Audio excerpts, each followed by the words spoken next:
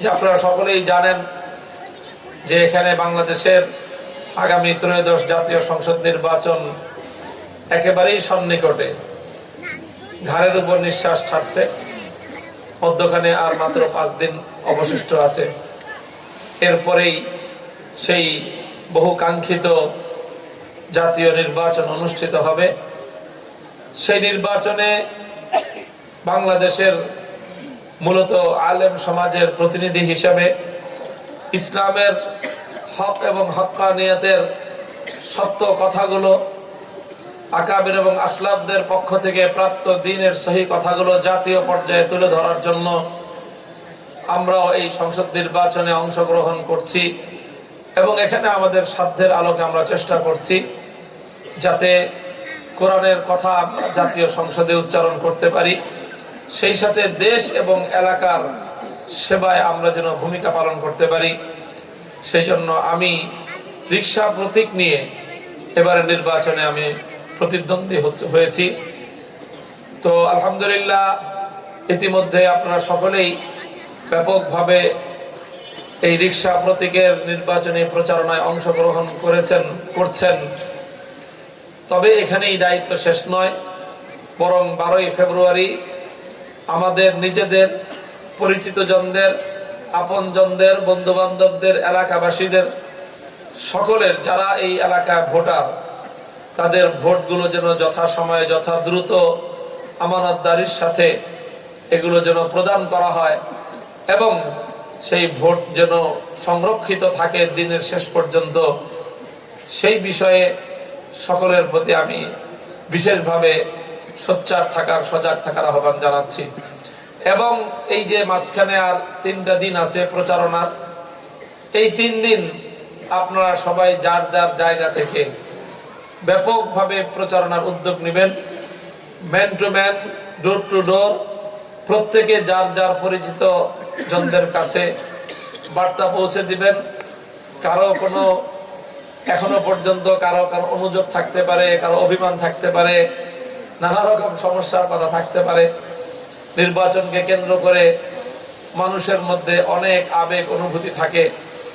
কার অন্তরে কি আবেগ সেটা সবসময় জানাও সম্ভব না, জানলেও অনেক সময় সীমাবদ্ধতার কারণে সেই আবেগকে বাস্তবায়ন করা সম্ভব হয় না।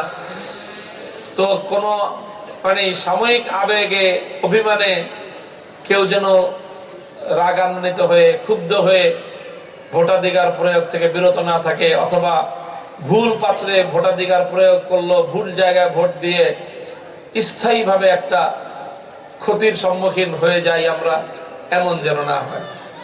আমরা তো জানি যে ভোট দেওয়া এটার সাথে খুব গুরুত্বপূর্ণ 2টো বিধানের সম্পর্ক আছে। কাউকে ভোট দেওয়া মানে হলো সাক্ষ্য দেওয়া। কি দেওয়া? সাক্ষী দেওয়া। সাক্ষী দেওয়া কিসের সাক্ষী? 2টা কথার সাক্ষী দেওয়া। কাউকে ভোট দিলেন মানে হলো আপনি 2টা কথার সাক্ষী দিলেন। 1 নম্বর সাক্ষী দিলেন যে আমি যাকে ভোট দিলাম এই লোকটা আমানতদার, সে কোনোদিন দেশের এবং জনগণের কোনো হক, কোনো সম্পদ, কোনো অধিকার খেয়ানত করবে না, আমি এই সাক্ষী দিলাম। এটা হলো প্রথম। কাউকে ভোট দেওয়ার অর্থ হলো তাকে আমানতদার হিসেবে সাক্ষী দেওয়া। 2 নম্বর হলো কাউকে ভোট দেওয়ার অর্থ হলো যে তাকে আমি যেই জন্য ভোট দিলাম সে এই কাজের যোগ্য, আমি সাক্ষী দিচ্ছি। কাজেই আপনি বিবেক দিয়ে চিন্তা করবেন যাকে আপনি ভোট দিচ্ছেন তাকে আপনি আসলে যোগ্য মনে করেন কিনা এবং সে আসলে আমানতদার কিনা। যদি সে আমানতদার না হয়ে থাকে এবং সে যদি যোগ্য না হয়ে থাকে, আপনি যদি তাকে ভোট দেন তার মানে আপনি মিথ্যা সাক্ষ্য দিলেন। আর যদি সে যোগ্য হয়ে থাকে, আমানতদার হয়ে থাকে, তাহলে আপনি তাকে সত্য সাক্ষ্য দিলেন। সত্য সাক্ষ্য দেওয়া এটা অনেক বড় সওয়াবের কাজ, ক্ষেত্র বিশেষে এটা ফরজ কাজ। আর মিথ্যা সাক্ষ্য দেওয়া সর্ব অবস্থায় এটা সবচেয়ে বড় 7টি কবিরা গুনাহের মধ্যে একটি কবিরা গুনাহ। নির্বাচনের সাথে সাক্ষ্য দেওয়ার মাসআলার একটা সম্পর্ক আছে। দ্বিতীয় হলো নির্বাচনে কাউকে ভোট দেওয়ার অর্থ হলো তাকে নিজের প্রতিনিধি নিয়োগ করা। তো যে যাকে প্রতিনিধি নিয়োগ করবে, প্রতিনিধি যা কাজ করবে সব কাজের দায় তাকে বহন করতে হবে। প্রতিনিধি যদি 5 বছর ভালো কাজ করে, তাহলে যে তাকে প্রতিনিধি নিযুক্ত করলো ভোট দিয়ে, সে ভালো কাজের সওয়াব পাবে। প্রতিনিধি যদি 5 বছর অন্যায় করে, তাহলে যে তাকে ভোট দিয়ে প্রতিনিধি নিয়োগ করলো, সে তার 5 বছরের সকল অন্যায়ের ভাগীদার সে হবে। যেমন কিয়ামত পর্যন্ত যত হত্যাকাণ্ড হবে, সমস্ত অন্যায় হত্যাকাণ্ডের ভাগীদার হবে আদম আলাইহিস সালামের প্রথম সন্তান, বড় সন্তান কাবিল। এটা হাদিসের ভাষ্য। কেন? কাবিল কি কবর থেকে উঠে এসে খুন করে? তাহলে সে সমস্ত খুনের গুনাহ তার কাঁধে কেন যাবে? লিআন্নাহু আউওয়ালা মান সান্নাল কাতলা ফিদ দুনিয়া। কারণ পৃথিবীতে সর্বপ্রথম সেই অন্যায় হত্যাকাণ্ডের এই সিস্টেম মানুষকে শিখাইছে সে। এই জন্য কিয়ামত পর্যন্ত যত খুন খারাপি হবে, সমস্ত খুনের পাপের বোঝা কাবিলের কাঁধে গিয়ে পড়বে। তো ঠিক তদ্রূপ যারা এমন কাউকে ভোট দিবে যে ভোট পেয়ে অন্যায় করবে, পাপের কাজ করবে, গুনাহের কাজ করবে, ইসলাম বিরোধী, কোরআন বিরোধী কোন আইন সমর্থন করবে, কোন আইন তৈরি করবে, এমন লোককে ভোট দিলে সে তার 5 বছরের যাবতীয় অন্যায় অপকর্মের দায় ভোটদাতাকেও গ্রহণ করতে হবে। কাজেই এই হিসাবে ভোট প্রদান করা এটা কোনো তামাশার বিষয় না, এটা কোনো আবেগের বিষয় না, এটা কোনো রাগ ক্ষোভের বিষয় না, এটা কোনো ব্যক্তিগত প্রেম প্রীতির বিষয় না। এটা হলো একটা মহান জিম্মাদারির বিষয়, অনেক বড় দায়িত্বের বিষয়। কাজেই মিথ্যা সাক্ষ্য দেওয়ার গুনাহ থেকে বাঁচা দরকার, সত্য সাক্ষ্য দেওয়া দরকার যদি সাক্ষ্য দেই। আর হলো যে এই ক্ষেত্রে এমন কোন ব্যক্তিকে নিজের পক্ষ থেকে প্রতিনিধি নিয়োগ না করি যে প্রতিনিধি হয়ে কোন অন্যায় করতে পারে বলে আমরা আশঙ্কা করি। ইনশাআল্লাহ এইভাবে আমরা মানুষকে তাদের ভোটাধিকার যথাযথ পাত্রে প্রয়োগ করার জন্য উদ্বুদ্ধ করব। আল্লাহ পাক রব্বুল আলামিন যেন আসন্ন এই নির্বাচনের মাধ্যমে বাংলাদেশটাকে একটা সঠিক ধারায় পরিচালিত করেন।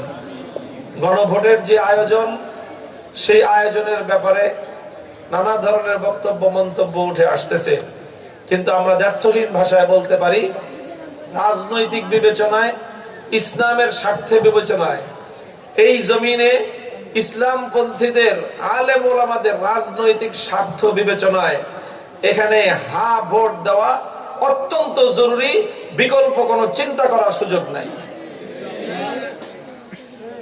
যদি কেউ বিকল্প কোনো চিন্তা করে, তিনি ইসলামের রাজনৈতিক স্বার্থ, আলেম ওলামাদের বাংলাদেশের রাজনৈতিক জাতীয় স্বার্থের যথাযথ মূল্যায়ন তিনি করতে পারেন নাই। এটা একেবারে দ্ব্যর্থহীন আমার বক্তব্য। কাজে এই বিষয়ে হা ভোট দেওয়ার ব্যাপারে কারো কোনো দ্বিধাদ্বন্দ্ব যেন তৈরি না হয় এবং কেউ যেন এই ব্যাপারে দ্বিধাদ্বন্দ্ব তৈরি না করেন। আমরা সবাই এই ব্যাপারে অত্যন্ত দ্ব্যর্থহীন।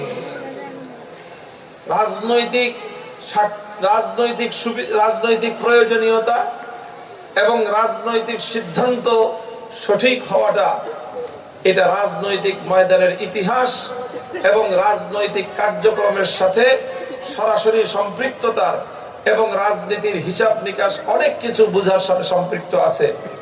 যারা রাজনৈতিক এই সকল হিসাব নিকাশের সাথে যাদের সম্পর্ক নাই, অথবা রাজনৈতিক নেতৃবর্গ যারা প্রত্যক্ষ রাজনীতির সাথে সম্পৃক্ত, তাদের সাথে এই জাতীয় বিষয় নিয়ে কোনো আলোচনা পর্যালোচনাও নাই, ভিন্ন কোনো মন্তব্য করে বসেন, এটা তাদের এক পেশেষ চিন্তা, এটা সামগ্রিক চিন্তা হতে পারে না। কাজেই এবারের নির্বাচনে গণভোটে কোনো দ্বিধাহীন চিত্তে হা ভোটেই ভোট দিতে হবে, হা ব্যালটেই ভোট দিতে হবে।